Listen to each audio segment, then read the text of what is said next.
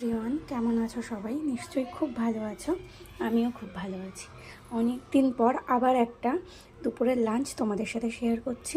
তো আজকে রান্না করেছি ভাত, আর আমি তো জানো আলু উচ্ছে ভাজার থেকে আলু উচ্ছে, কুমড়ো, তারপর বড়ি দিয়ে চচ্চড়ি বানাই বেশিরভাগটা।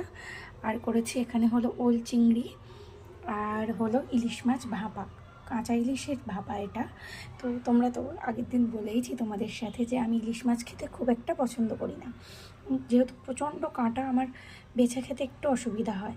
তো আমি যেই মাছটা খুব পছন্দ করি, অনেক দিন পরে পেয়েছি, দেখো এটা হলো লোটে মাছ, মানে অনেকে নিহেরি মাছ বলে। তো লোটে মাছ ভাজা, যেটা একদম শুকনো শুকনো করে, আমার খুব পছন্দের।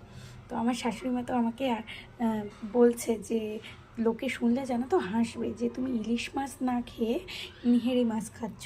তো হাসলে হাসুক, আমার তো লোটে মাছটাই বেশি পছন্দ। আমাকে যদি পাশাপাশি কেউ রেখে বলে যে তুমি ইলিশ মাছ খেতে খাবে না লোটে মাছ খাবে, তো আমি কিন্তু এক কথায় লোটে মাছটাই খাবো, ইলিশ মাছটা কিন্তু আমি খাবো না। তো আমাকে যদি অপশান দেওয়া হয়, অবশ্যই আমি লোটে মাছটাই খাবো।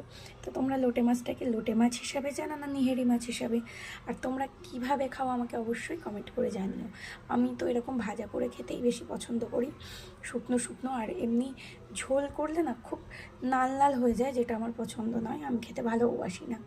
তো এটাই খাই। তো আজকের ভিডিওটা এই পর্যন্তই।